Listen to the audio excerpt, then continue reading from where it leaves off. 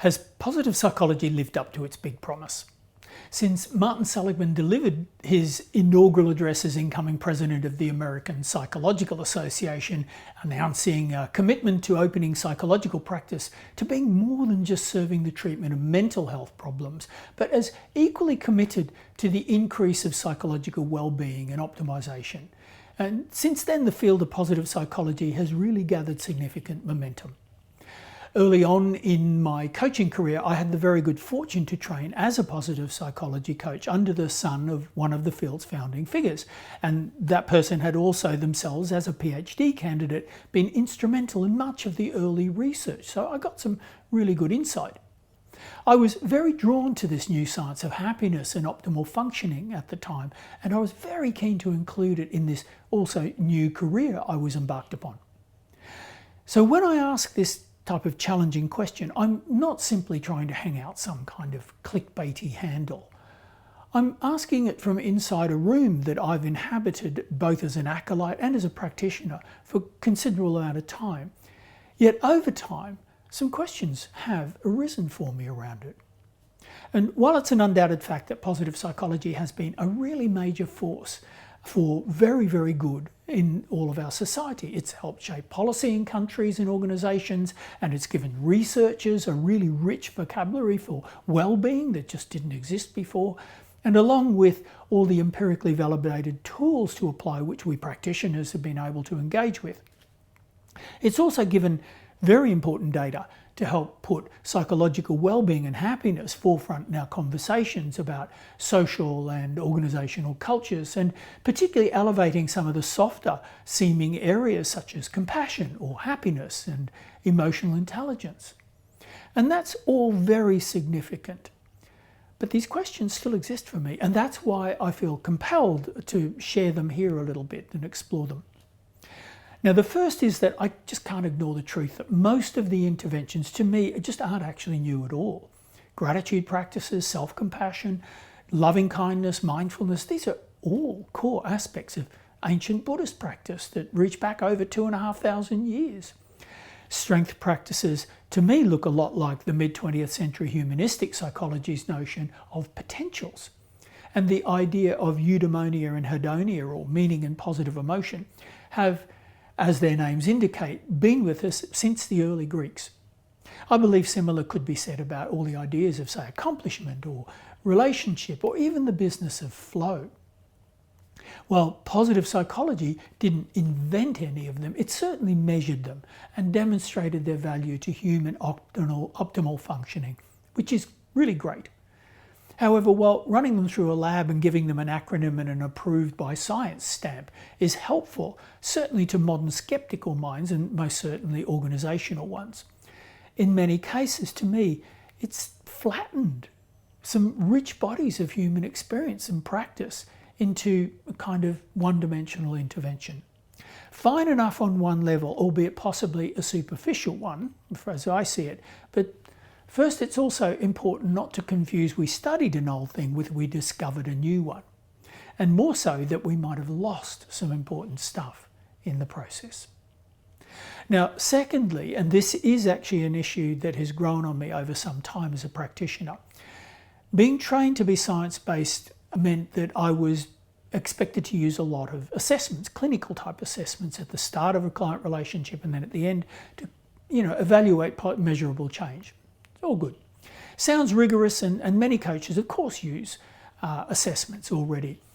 Except I just could never shake the feeling that in most cases they just seem to actually get in the way a little, and at times were more almost like a theatre than of something of real value to either the process or the client.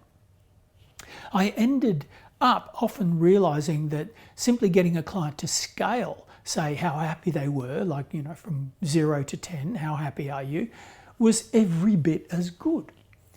And as for strengths assessments, I'll be honest, I never fully really trusted them either.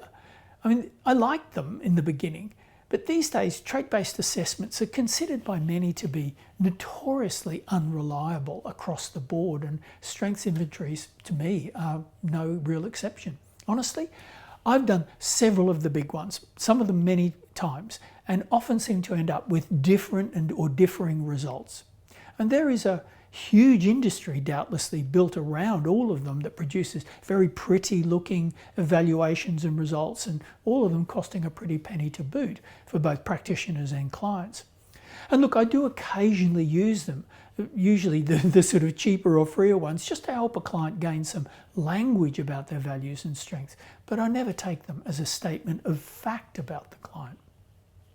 Also, considering the current inclination in cognitive science to view a human and the mind and personality in terms of multiplicity and malleability, that we show up very differently in different times and in different contexts, it seems to indicate why they are not that accurate. I mean, they're good on the day in that place, but maybe not so great in others. And now here's also where I think things can get a little more serious. A huge number of early positive psychology findings got caught up in what was at the time called the replication crisis in psychology. Landmark studies that had once anchored entire training programs turned out not to hold up when other researchers tried to reproduce them. And one example you may already have recognised is Sonja Lyubomirsky's happiness pie, this sort of breakdown of how we can impact on our happiness, and the figures of, say, 50% of your happiness being about genetics and 10% of your circumstances, with the 40% left up to the intentional activities we can engage in. It kind of became a gospel in the personal development and coaching world, and you can still find it out there. Now, the 40% was supposedly where you could have real power to impact your happiness, no matter your genetics or your circumstances.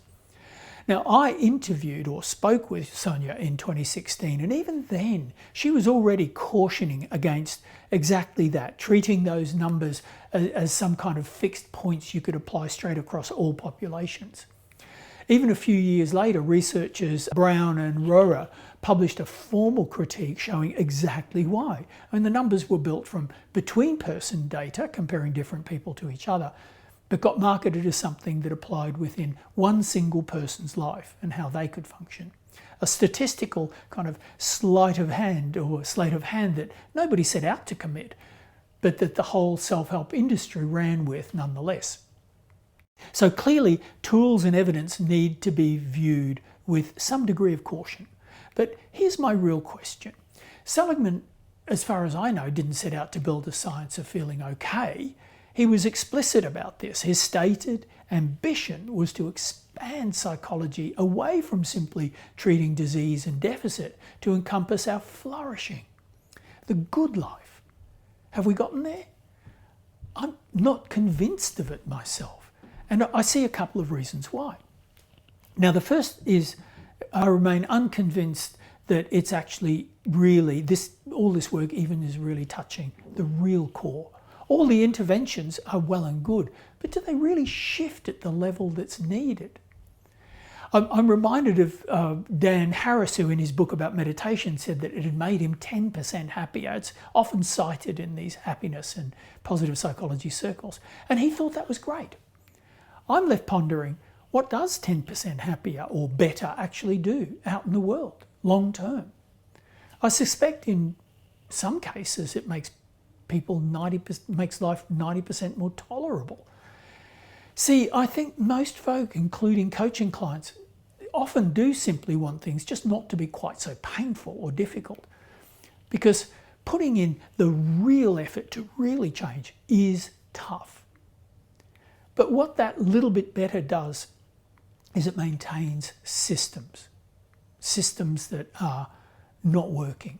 Look, I know myself from almost 3 decades of recovery that making the real effort to recover took a hell of a lot. In those circles, they often talk about a rock bottom where you're broken.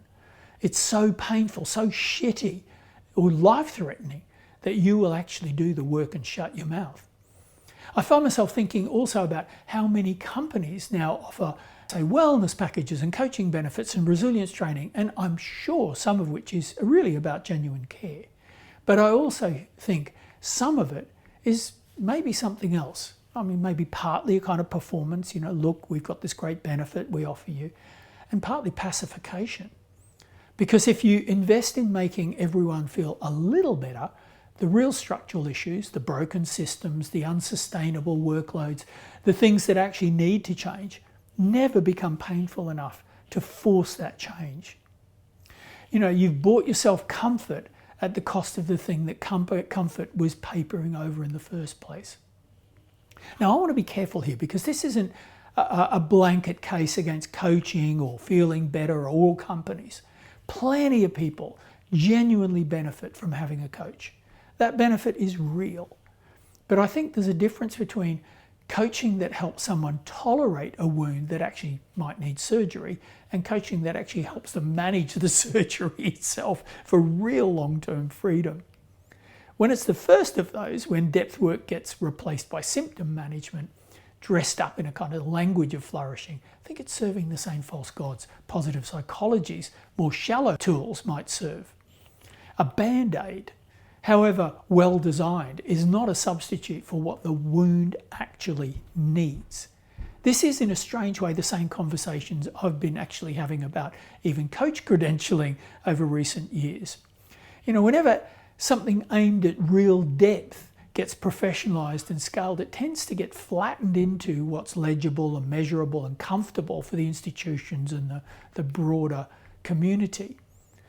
Positive psychology and coaching organisations didn't invent all that kind of pattern, dysfunctional or not, but it's one I've become acutely aware of over time, and hence these questions I'm asking. So has positive psychology reached its goals? It's probably not surprising. I personally don't really think it has if it's real flourishing. And not because the aim was wrong, but because it built its house on the kind of shallowest floor of what is a much older, much deeper map and set of needs, and one that was, you know, worked out well over 2,000 years ago before Seligman ever coined the term. And it's been coined by those happiness experts, Buddhists and Greeks and many others. It's likely why, say, the Buddhist psychology and the practices have been carved out by positive psychologists and appropriated, while they left actually the true depth of them, the end of suffering, sitting back at the temple. Maybe the real question to ask ourselves isn't how to feel 10 or 5% happy or hack our flow or our meaning, but it's using the 90% you've already got to stop tolerating as a better yardstick to motivate the real change that's actually needed.